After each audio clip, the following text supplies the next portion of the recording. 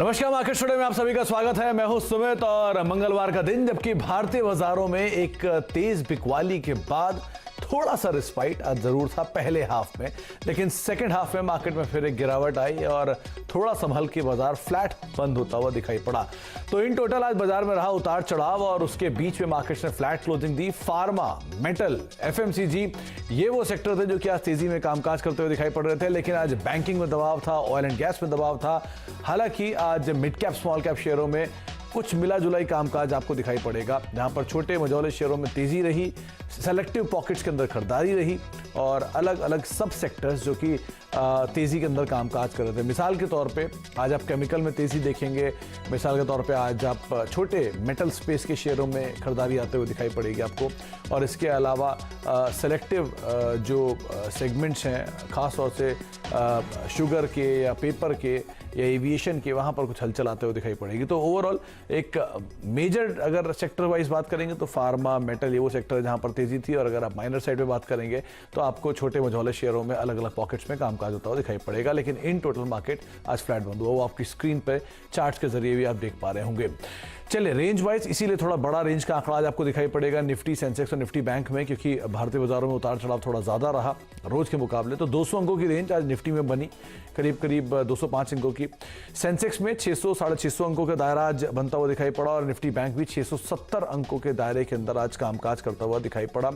इसके अलावा advance decline के तौर पर आज निफ्टी में करीब 32 शेयर जो कि तेजी में थे, 18 शेयरों में बिकवाली। सेंसेक्स के 16 शेयरों में तेजी, 14 शेयरों में बिकवाली। निफ्टी बैंक के 6 शेयरों में तेजी, 6 शेयरों में बिकवाली। और उसके अलावा जो कामकाज था वो ब्रॉडर साइड पर ज्यादा बेहतर दिखाई पड़ेगा आपको। निफ्टी एफ&ओ के 100 शेयरों में तेजी, करीब 49-50 शेयरों में बिकवाली। एनएससी के 1100 रफली 1200 शेयरों में तेजी, 750 शेयरों में बिकवाली।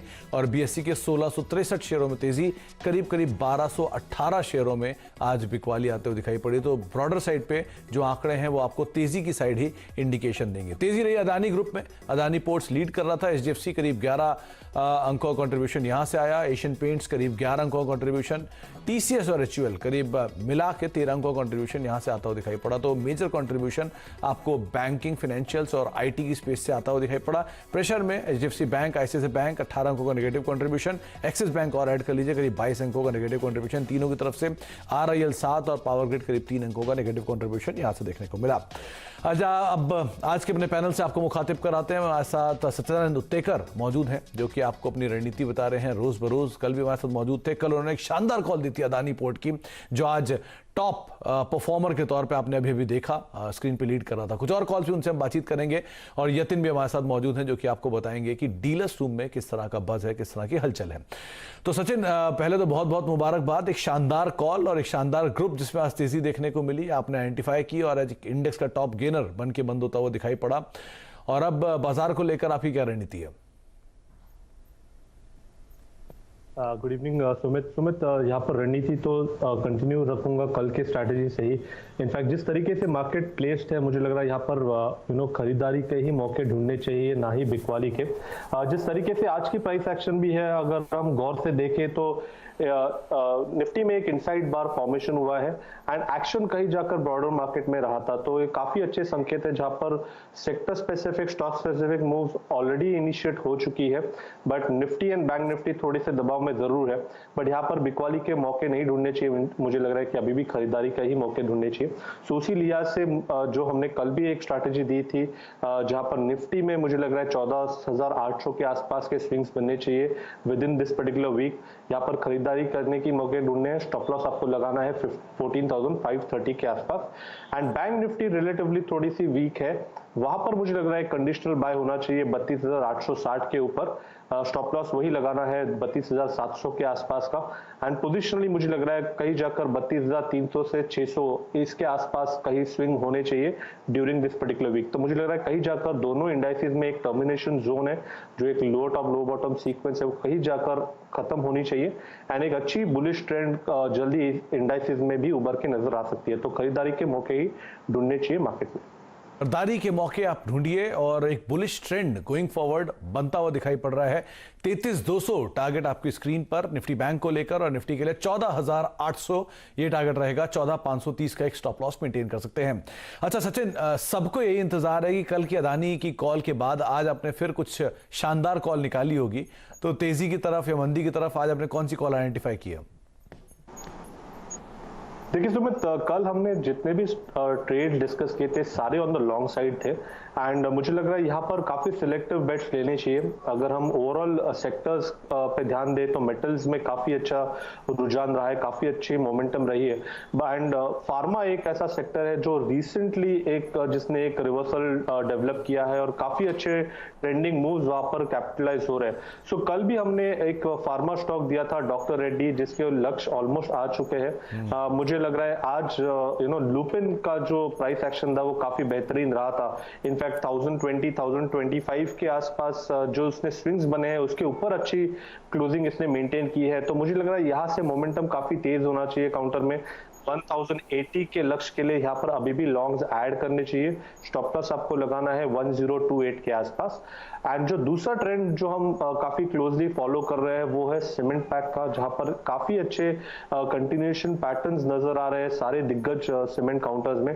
बट हाल फिलहाल में एक स्टॉक जिसने एक काफी बेहतरीन ब्रेकआउट दिया है वो स्टॉक रहा है रामको सीमेंट्स। आज के सत्र में भी प्राइस एक्शन काफी इंटरेस्टिंग रही थी। तो जिस तरीके से यहाँ पर भी स्ट्रक्चर है, मुझे लग रहा है 1080 के आसपास के स्विंग्स बनने चाहिए, जिस तरीके से ये मोमेंटम अभी फ्लश हुआ है। एंड स्टॉप लॉस आपको लगाने हैं अराउंड 1025 के आसपास, एंड 1045 से लेके 1040 एक अक्यूमुलेशन जोन होगा रामको सीमेंट। तो रैमको सीमेंट 1080 का टारगेट, 1025 का एक स्टॉप लॉस मेंटेन करें। सीमेंट वैसे भी स्ट्रांग बज में है। और दूसरा नाम डॉक्टर रेड्डीज के ऊपर पहले बात की थी सचिन ने, और अब लुपिन उन्होंने चुना है 1065 के टारगेट्स के लिए। 1028 का एक स्टॉप लॉस यहां पर मेंटेन कर सकते हैं। अच्छा सचिन, ये फार्मा की आपने बात की है तो आज हम भूल नहीं सकते ग्लेनमार्क को भी। जोरदार तेजी में 6% के आसपास का उछाल यहां बनता हुआ दिखाई पड़ा, दिन के ऊपरी स्तरों पर बंद हुए। ग्लेनमार्क को लेकर आप कैसे देख रहे हैं सिचुएशन को? देखिए डेफिनेटली काफी बड़े चैनल फॉर्मेशन का ब्रेकआउट हुआ है। तो लगभग अगर हम इसे डेली चार्ट्स पे देखें तो एक चैनल जनवरी 2021 से फॉर्म हुआ था, जो एक लोअर टॉप लो बॉटम वाला चैनल था, यानी जिसे हम डिक्लाइनिंग चैनल बोलते हैं। उस डिक्लाइनिंग चैनल का ब्रेकआउट हुआ है। सो जिस तरीके से ये पैटर्न है एंड जिस तरीके से इसकी प्राइस एक्सपेक्टेशन है, मुझे लग रहा है अराउंड 540 के आसपास के स्विंग्स भी बनने चाहिए। सो डेफिनेटली यहाँ पर एक लॉन्ग बायस ही रखना है।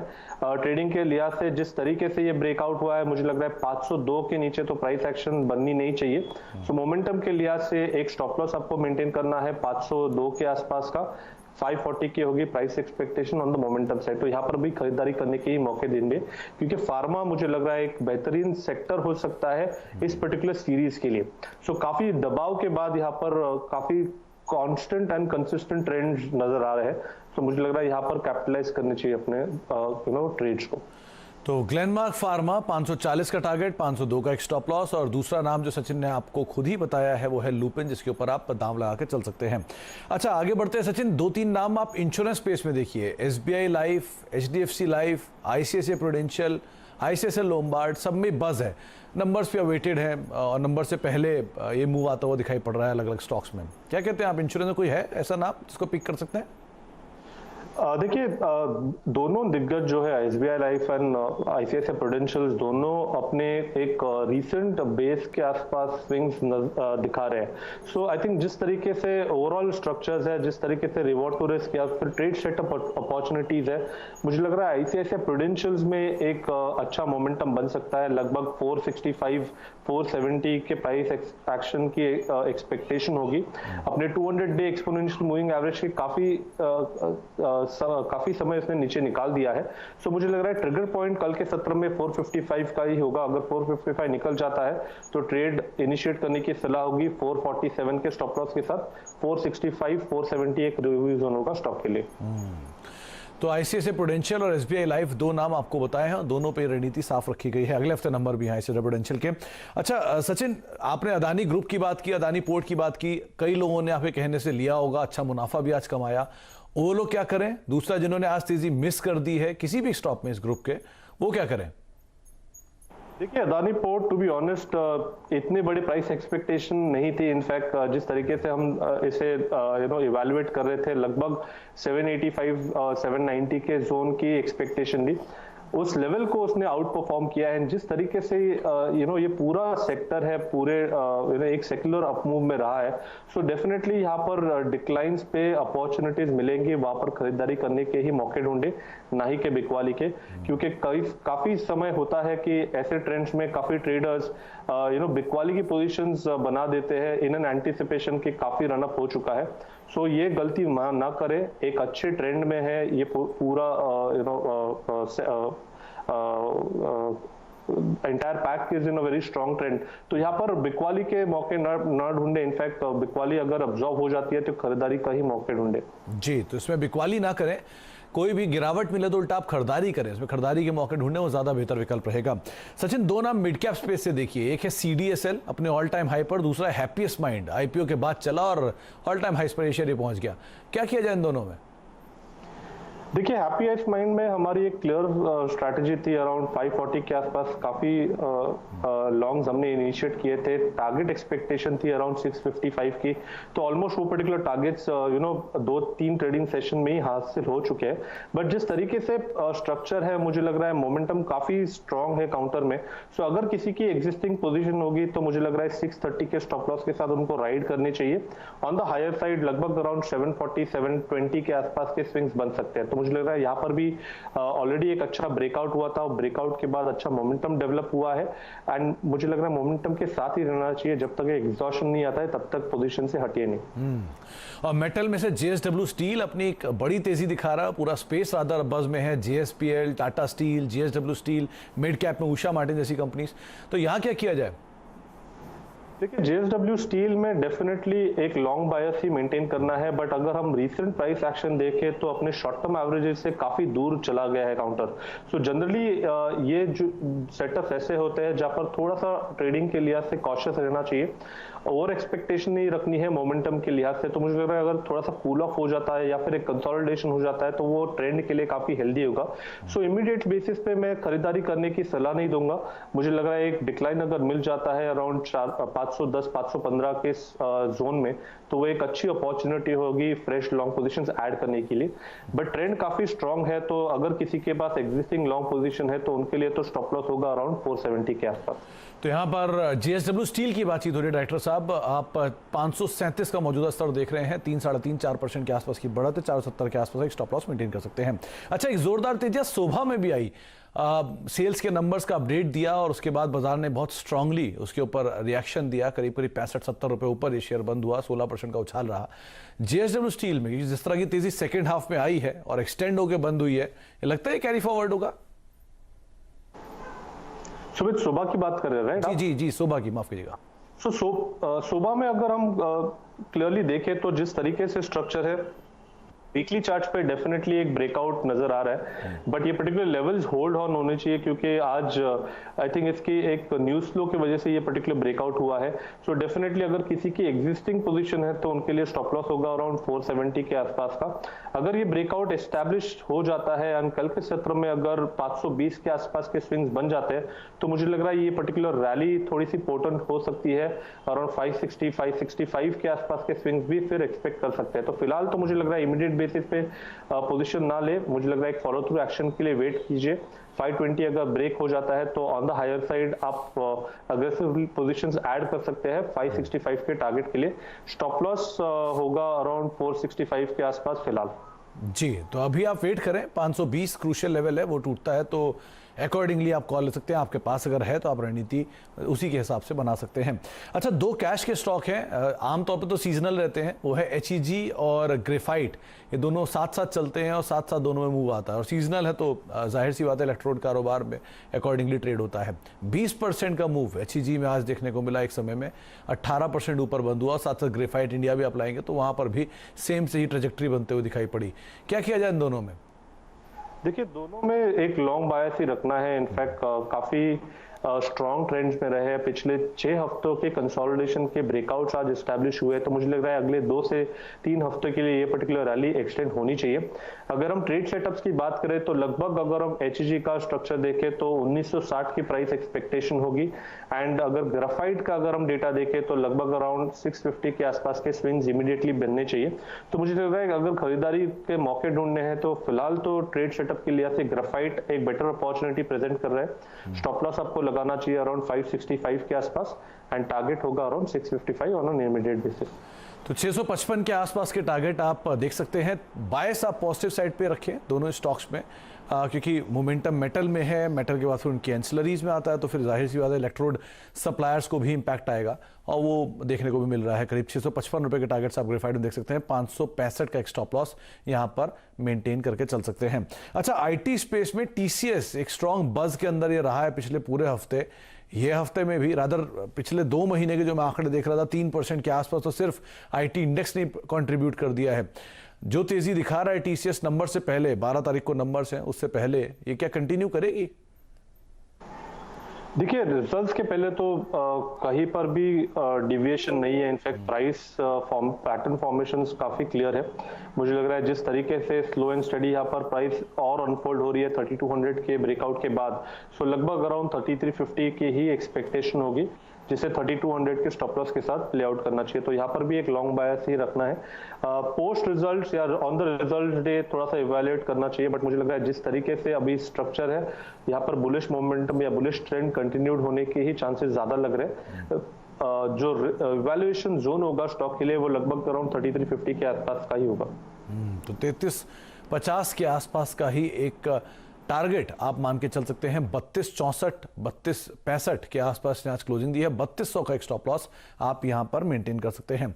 अच्छा सचिन, आपने हैप्पीएस्ट माइंड भी देख लिया, आपने TCS भी देख लिया, एक लार्ज कैप मिड कैप से भी दोनों नाम आ गए। कोई और स्टॉक जो खुद आपने आइडेंटिफाई किया आईटी में, आपको लगता हो कि हाँ एक बेहतर विकल्प है, एक बड़ी चेन है कि सब में अच्छा तेजी थी, तो कोई नाम जो आपने आइडेंटिफाई किया?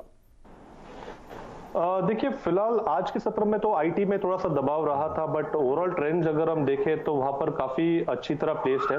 सो 2 स्टॉक मैं यहाँ पर हाईलाइट करना चाहूंगा। पहला होगा HCL टेक का, जिसने कल के सत्र में एक अच्छा ब्रेकआउट दिया था और आज के सत्र में थोड़ी सी प्राइस एक्शन साइडवेज रही थी। तो मुझे लग रहा है कल के सत्र में जो इंपॉर्टेंट लेवल होगा स्टॉक के लिए वो होगा 1040 का। अगर वो पर्टिकुलर लेवल निकल जाता है तो मोमेंटम चेज किया जा सकता है। स्टॉप लॉस आपको लगाना चाहिए अराउंड 1025 का, एंड जिस तरीके से स्ट्रक्चर है लगभग अराउंड 1085 के आसपास की एक्सपेक्टेशन होगी। और जो दूसरा काउंटर है जो एक जनरली एक लगाड़ रहता है विद इन द सेक्टर, वो है विप्रो।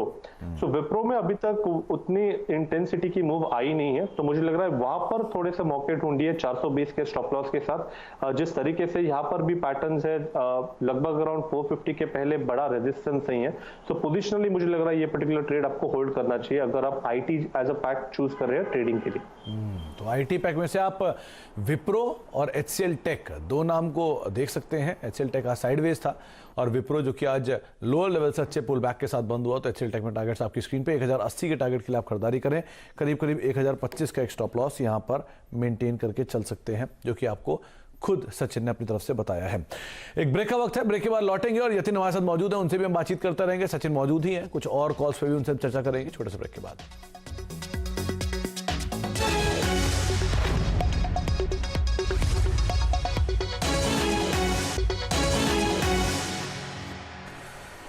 आप देख रहे हैं मार्केट टुडे, हमारे साथ सच्चानंद उत्तेकर मौजूद हैं जो कि बाजार पर आपको तेजी की राय दे रहे हैं, रणनीति बता रहे हैं कि आप बाजार में सिर्फ लॉन्ग साइड पे ही बायस रहें। उनकी कॉल्स भी तेजी की तरफ ही है।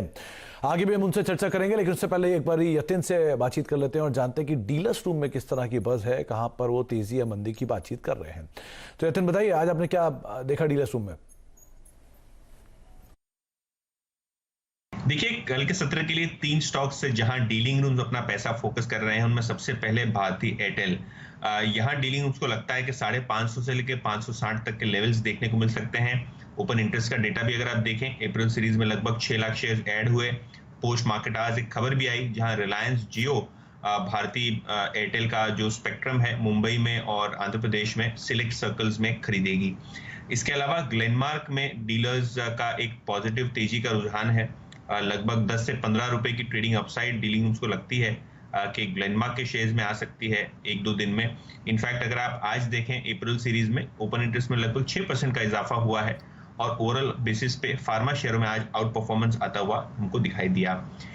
इसके साथ मिड कैप्स के बारे में चर्चा करते हैं। किर्लोस्कर ऑयल इंजिन्स जो एक कर्ज मुक्त कंपनी है, डेट फ्री कंपनी है और लगभग 8 के पी रेशियो पे अवेलेबल है, वहां डीलिंग रूम्स को लगता है कि शॉर्ट टर्म में 200 तक के लक्ष्य देखने को मिल सकते हैं। फंडामेंटली काफी स्ट्रॉन्ग फुटिंग पे है और आज भी किर्लोस्कर ग्रुप में सभी ग्रुप शेयर्स में काफी अच्छी खरीदारी एचएनआई डेस्क से हमको देखने को मिली। तो किर्लोस्कर ऑयल 8 के मल्टीपल पर सिर्फ ये कामकाज कर रही है और पूरे ग्रुप में तेजी है। डीलर्स रूम को लगता है कि शायद थोड़ी तेजी किर्लोस्कर ग्रुप या किर्लोस्कर ऑयल में पर्टिकुलरली देखने को मिले। उसके अलावा ग्लेनमार्क जिस पर हम चर्चा कर चुके हैं और भारतीय एयरटेल, इस पर बात करना बाकी है।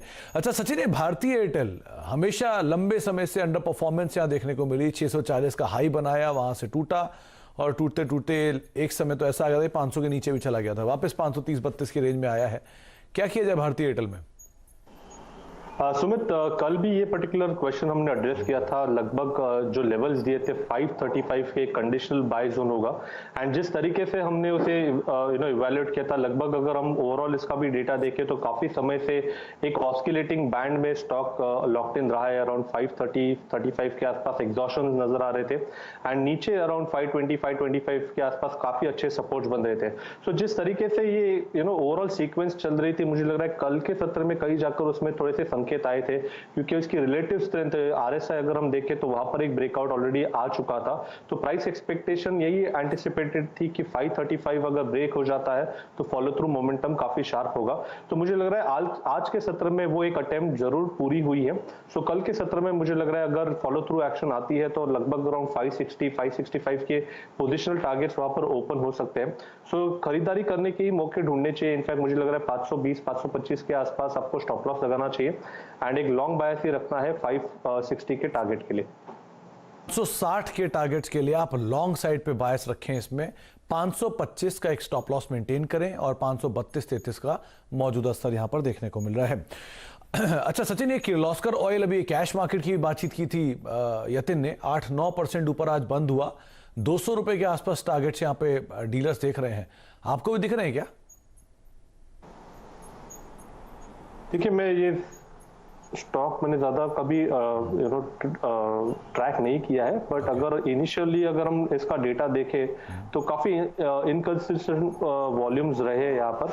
इनफैक्ट अगर ओवरऑल स्ट्रक्चर्स भी देखें वीकली चार्ट पे काफी बड़े शैडोज है, बट फिलहाल मुझे लग रहा है आज के प्राइस एक्शन की वजह से थोड़ा सा मोमेंटम एक्सपेक्ट किया जा सकता है। बट स्ट्रिक्टली यहाँ पर स्टॉप लॉस आपको लगाना चाहिए 165 के आसपास का। एंड अभी तक जैसी प्राइस मूवमेंट रही है अराउंड 180-185 के आसपास थोड़ा सा हर्डल है, तो लगभग मुझे लग रहा है वहां पर एक पॉइंट ऑफ इवैल्यूएशन होगा। सो खरीदारी अगर किसी की ऑलरेडी की गई है तो 165 का स्टॉप लॉस होगा और 180 से 185 एक रिवीजन होगा। जी, तो आप क्योंकि सचिन के पास बहुत ज़्यादा ट्रैक नहीं करते हैं, लेकिन हाँ मोमेंटम बेस्ड अगर तेज़ी देखना चाहते हैं तो 185-190 सचिन को दिखाई पड़ रही है। अच्छा, केमिकल स्पेस में आज एक अच्छी तेज़ी थी। एसआरएफ देखिए 7% के आसपास का मूव यहाँ पे आता हुआ दिखाई पड़ा। बाकी स्टॉक्स में भी दीपक नाइट्राइट जैसे शेयरों में भी तेज़ी देखने को मिल रही है। केमिकल स्पेस से कोई नाम? देखिए, आई थिंक यहाँ पर एसआरएफ पे ही ध्यान देना चाहिए, बट जिस इंटेंसिटी से आज ब्रेकआउट हुआ है मुझे लग रहा है थोड़ा सा अगर कूल ऑफ हो जाता है। सो जिस तरीके से यहाँ पर फिलहाल पोजीशनिंग हुई है लगभग अराउंड 6000 के आसपास एक नया बेस नजर आ रहा है। सो थोड़ा सा कंसोलिडेशन जरूर एक्सपेक्टेड होगा इतने बड़े मैसिव ब्रेकआउट के बाद। सो इमीडिएट बेसिस पे खरीदारी करने की सलाह नहीं दूंगा। मुझे लग रहा है अराउंड कूल ऑफ पे अराउंड 6070 से लेके 6100 आई थिंक ये पर्टिकुलर जोन में कहीं जाकर खरीदारी करने के मौके ढूंढने चाहिए। ओवरऑल प्राइस डेवलपमेंट तो काफी शानदार रही है। इनफैक्ट अगले कुछ हफ्तों में यहाँ पर 6400 प्लस के प्राइस एक्शन भी बन सकती है, बट इमीडिएट बेसिस पे नहीं। मुझे लग रहा है एक दो दिन रुकिए, थोड़ा सा कूल ऑफ अगर हो जाता है तो उसके बाद फ्रेश पोजीशंस ऐड करनी चाहिए एसआरएफ में। अच्छा, एफएमसीजी की बात नहीं हुई, इसमें दो नाम प्रोमिनेंट थे, टाटा कंज्यूमर और एशियन पेंट्स। दोनों में एक अच्छी खरीदारी आज देखने को मिली, टॉप गेनर्स के तौर पे भी थे ये बाजार में। यहाँ पे क्या किया जाए? देखिए, पेंट्स एज अ सेगमेंट जैसे ये जो पूरा पैक है मुझे लग रहा है इस पे ध्यान जरूर देना चाहिए, क्योंकि हमने 2-3 हफ्ते पहले भी आपके चैनल पे ये बात की थी कि जिस तरीके से क्रूड ऑयल का एग्जॉशन मूव नजर आ रहा है, जिस तरीके से लगभग एक 10 से 15% की डाउनसाइड वहां पर ओपन थी, लगभग 69 के आसपास हमने ये व्यू शेयर किया था। सो जिस तरीके से डेली चार्ट पे एक हेड एंड शोल्डर फॉर्मेशन है ब्रेंट क्रूड पे, मुझे लग रहा है वो काफी अच्छे संकेत है पूरे पेंट इन स्टॉक्स के लिए। सो फ्रेश ब्रेकआउट्स यहाँ पर पेंट्स पे नजर आ रहा है, तो मुझे लग रहा है डेफिनेटली यहाँ पर एक बुलिश बायस रखना है। इनिशियल डेटा जिस तरीके से प्लेस्ड है, मुझे लग रहा है अराउंड 2730 के आसपास के स्विंग्स बनने चाहिए एशियन पेंट्स में। सो जिस तरीके से आज का ब्रेकआउट है, स्टॉप लॉस आपको लगाना चाहिए अराउंड 85 के आसपास, एंड पोजिशनल टारगेट होगा अराउंड 2730 के आसपास का। तो पेंट स्पेस पे आप पर्टिकुलरली नजर रखें और एशियन पेंट्स में 2730 के टारगेट आप देख सकते हैं, 2585 का एक स्टॉप लॉस मेंटेन कर सकते हैं। बहुत बहुत शुक्रिया सचिन हमारे साथ मौजूद रहने के लिए, और बाजार पर सभी शेयरों पर एक लंबी सूची पे आज आपने बात की। बहुत बहुत शुक्रिया हमारे साथ मौजूद रहने के लिए, इन सभी शेयरों पर बातचीत करने के लिए। एक एक करके आपको रणनीति बताते हैं। सचिन ने साफ किया है कि बाजार में आप तेजी ही लेकर चलें, 14800 का टारगेट रहेगा, 14530 का स्टॉप लॉस रखें, 33200 निफ्टी बैंक के लिए करीब 32700 का एक स्टॉप लॉस यहां पर आप मेंटेन कर सकते हैं। इसके अलावा उनकी खुद की कॉल जिसमें आप लूपिन पे दांव लगाएं, 1065 के टारगेट्स के लिए 1028 का स्टॉप लॉस, रैमको सीमेंट 1080 के टारगेट्स के लिए आप दांव लगाएं, 1025 का एक स्टॉप लॉस यहां पर मेंटेन कर सकते हैं। फार्मास्यूटिकल में लूपिन के अलावा ग्लेनमार्क करीब 540 के टारगेट्स के लिए आप खरीदारी करें, आईसीआईसीआई प्रूडेंशियल नंबर से पहले 470 तक की चाल दिखा सकता है, 447 का स्टॉप लॉस। हैप्पीएस्ट माइंड में अगर मिड कैप आईटी में आप जाना चाहते हैं तो 740 तक का जो मोमेंटम है ले जा सकता है। शोभा फिलहाल नहीं, लेकिन हाँ 520 पार करता है तो 565 तक की चाल दिखाएगा, 455 का एक स्टॉप लॉस आप यहां पर मेंटेन कर सकते हैं। मोमेंटम बेस प्ले कर सकते हैं आप ग्रेफाइट इंडिया में करीब 655 रुपए के टारगेट्स के लिए, और टीसीएस करीब 3350 तक की चाल दिखाएगा, 12 तारीख को इसके नंबर्स भी हैं। एचसीएल टेक और विप्रो दो और ऐसे नाम है आईटी में जहां पर आप दाव लगा सकते हैं, 1085 के टारगेट्स के लिए एचसीएल टेक और 450 के टारगेट्स के लिए विप्रो को आप देख सकते हैं, 420 का स्टॉप लॉस मेंटेन करें। और भारतीय एयरटेल 565 तक की चाल दिखाएगा, एक अच्छे ब्रेकआउट इसने दिए हैं। और कैश मार्केट में मोमेंटम बेस्ड आप लॉस्कर ऑयल को देख सकते हैं 185 के टारगेट्स के लिए। तो बाजार में रणनीति आप तेजी की ही रखें, मोमेंटम बन रहा है और उसके अकॉर्डिंग, लेकिन एक बड़ा इवेंट है एमपीसी का आउटकम जिस पर आप कल नजर रखेंगे और उसी के हिसाब से शायद उतार चढ़ाव रहे, तो आप उसको देखकर अपनी रणनीति स्टॉप लॉसेस के साथ मेंटेन करें और स्ट्रिक्टली उसे फॉलो भी करें। नमस्कार।